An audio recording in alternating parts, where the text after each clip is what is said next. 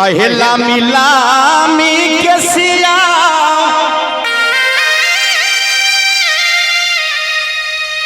नीलम दीदिया गाना बाहर रे जान। लामी लामी केस नीलम दीदी अगना के बाहर छथिन जहिना माता सबरी जाने छलखिन जे भगवान यह रास्ता से अयथिन। नित्य प्रतिदिन रास्ता के बाहर के फूल के सेजिया लगावे छलखिन जे एहि पर चढ़ के भगवान होथिन। तहिना नीलम दीदी अगना बाहर छै। संतोष भाई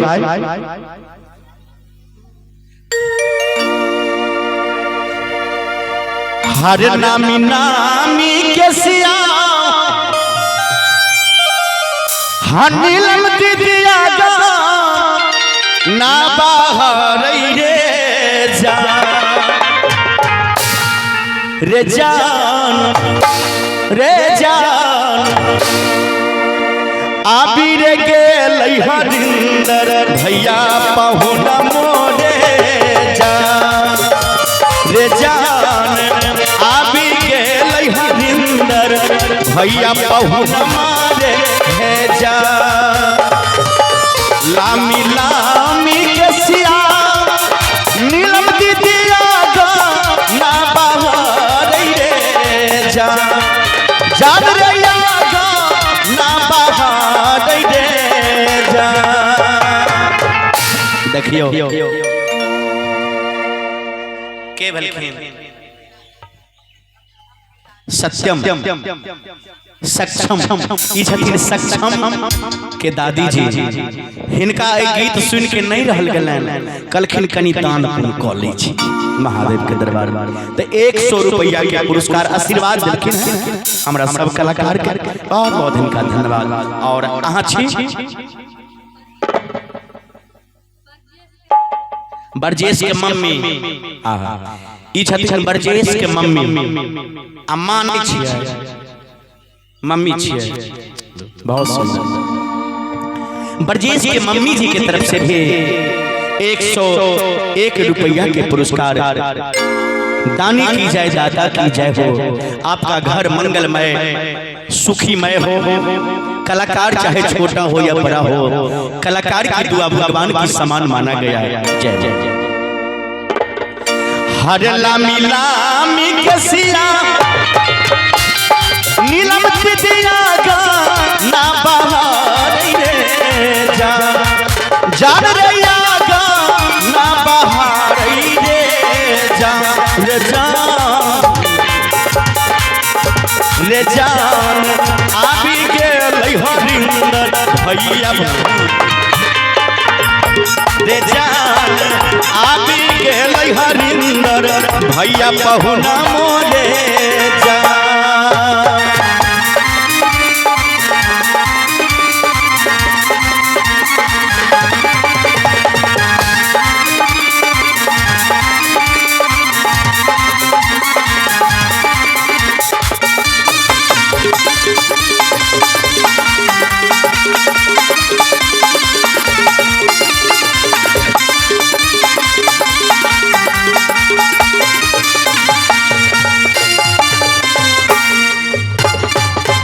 फूल तोड़ के नीलम दीदी बाबा के फूल बढ़िया रे जान।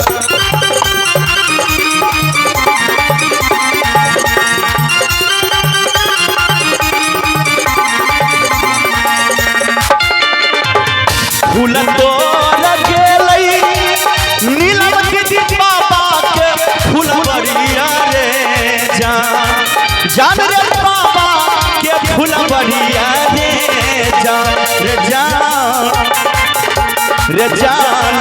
औंगरी में बसल काली नगिनिया रे जान। औंगरी में बसल काली नगिनिया रे जान।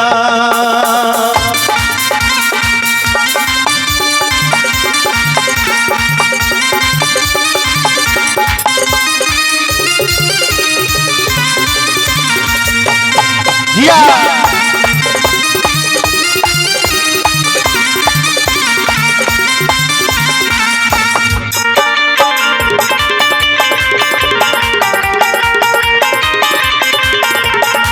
जय महादेव।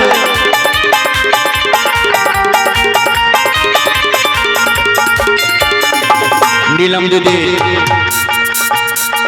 बाबा के फुलवारी में फूल तोड़े ले जाए थे, वहां पर उनका एक विषैला सांप ड्रेस ले तो नीलम दीदी कहे छे अपन भैया रहते हो शिव गुरु ओझवा बोलई ले जा।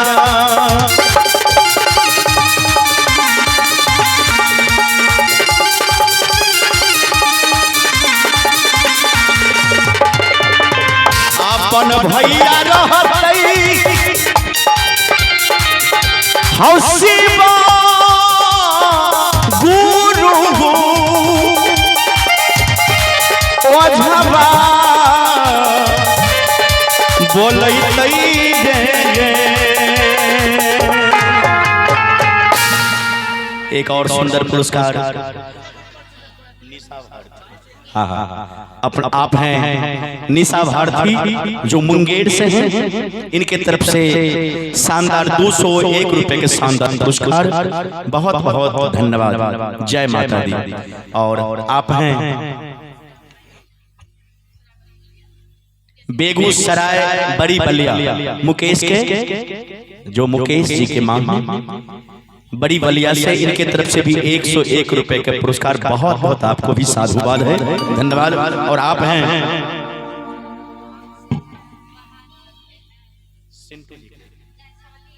और सिंटू जी के साली हैं, वाह ये है साली जी सिंटू भैया का साली है, क्या बात है। देखिए कितनी खुशी की बात है। आज वैसे मुंगेर जिला में कई कार्यक्रम हम लोग करते हैं, लेकिन बहुत ही सुंदर आज भाव हम लोग को मिला है। देखिए इस कार्यक्रम में साली सिंटू भैया का साली और उनके बच्चे के मौसी, क्या लेकिन साली झकास है, बहुत सुंदर और प्यारा सा पुरस्कार भी दिए हैं कलाकार को, ढेर सारा पुरस्कार, बहुत बहुत धन्यवाद। भाव है कभी की हरियापन भैया रहते हो शिव गुरु डॉक्टर बोलई रे जा, जान रे ओझवा बोलई रे जा रे जा।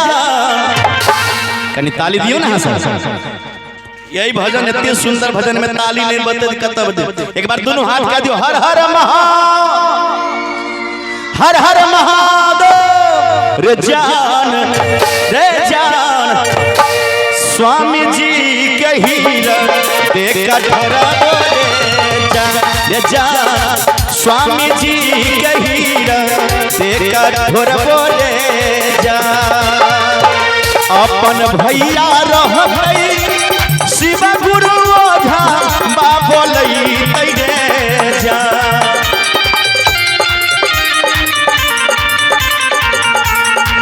जान रे ओझा बोलई रे जा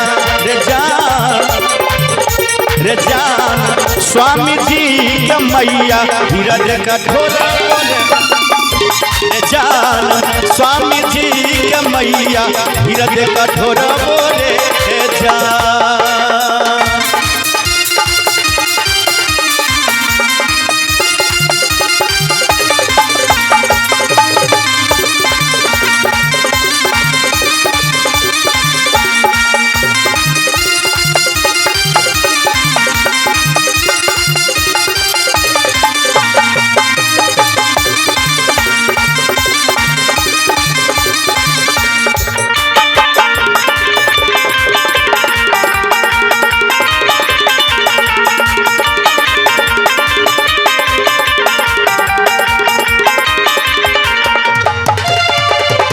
लामी लामी के सिया नीलम दीदी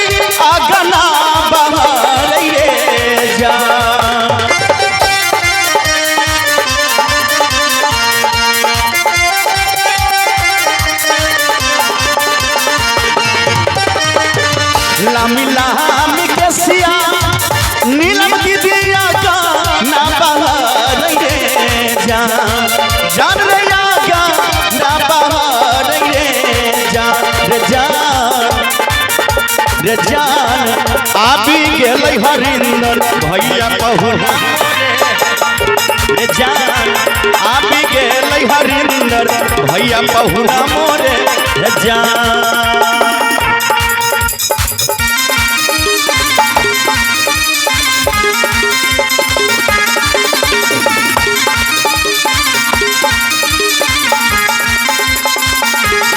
जय हो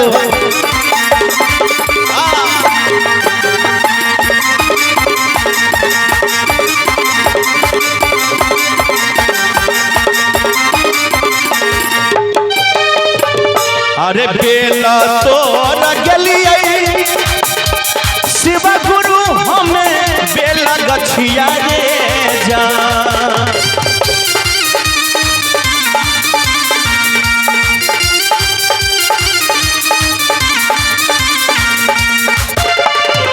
बेला तोहर गलिए हौ शिव गुरु हमें बेला गछिया रे जा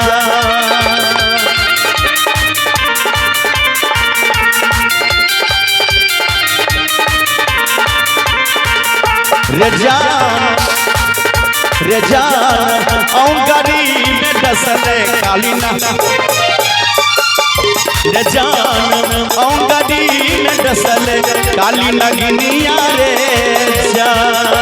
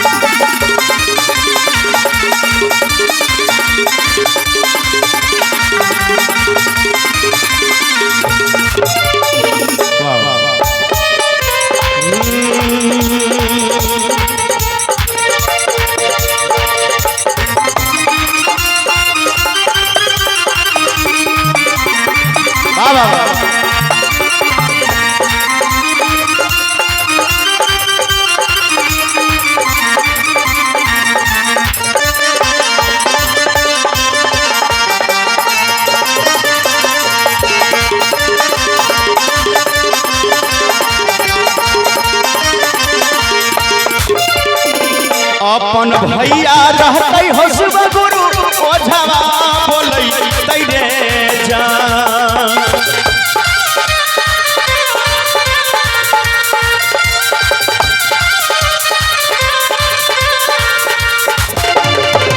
अपन भैया रहते हो शिव गुरु ओझवा बोलते रे जान जान रे ओझा बोलते रे जान। अपन भैया जे रहते रहे तो ओझा मंगते रहे डॉक्टर मंगते रहे अपन भैया रहते हो शिव गुरु ओझा बोलते रे जान रे जान। एक और प्यारा सा पुरस्कार है केवल किन अपने सोनू के माँ की तरफ से मथुरा से है सोनू की माँ की तरफ से शानदार 101 रुपए के प्यारा सा पुष्प आशीर्वाद है। बहुत बहुत धन्यवाद। दानी की जाए दाता की जाए दान करने वालों की जाए आपके बाल बच्चे की जाए आपका फुलवारी सदा आनंद हो दान देने वालों को। अपन भैया रहते